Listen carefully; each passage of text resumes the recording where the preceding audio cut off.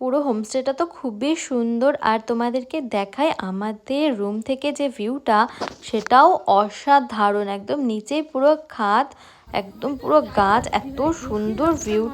হ্যাঁ, এখন আমরা যাচ্ছি লাঞ্চের জন্য। অলরেডি 3:30 বেজে গেছে আর জাস্ট ভিউটা তোমরা দেখো, অসাধারণ।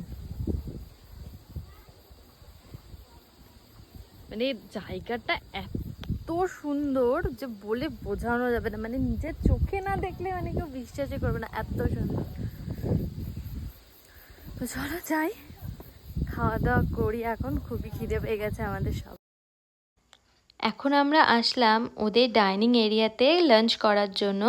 আর ওরা বলেছিল ওরা হোম রুমেও প্রোভাইড করে দেয় লাঞ্চ ডিনার। তো আমরা ভাবলাম যে না, বাইরে এসেই খাবো লাঞ্চটা।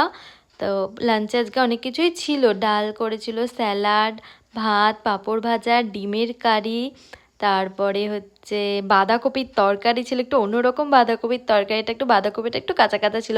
আমার তো খেতে বেশ ভালো লাগে এরকম বাঁধাকপি। কার কার এরকম বাঁধাকপি খেতে ভালো লাগে? আমি বাড়িতে তো অনেক সময় এরকম বাঁধাকপি বানিয়েও খেয়ে থাকি। এখন জানো তো খুব তাড়াতাড়ি করে আমাদেরকে খাওয়া দাওয়া করতে হবে, না হলে পারে একটা ভিডিও ফটো তুলতে পারবো না। আর দেখো ডাইনিং রুম থেকে ভিউটা দেখো, এখানের ভিউটাও খুব সুন্দর। আর এখানে না অনেক রকমের গাছ আছে, তোমরা চাইলে এখান থেকে গাছ কিনে নিয়েও যেতে পারো, ওরা এখানে সেল করে।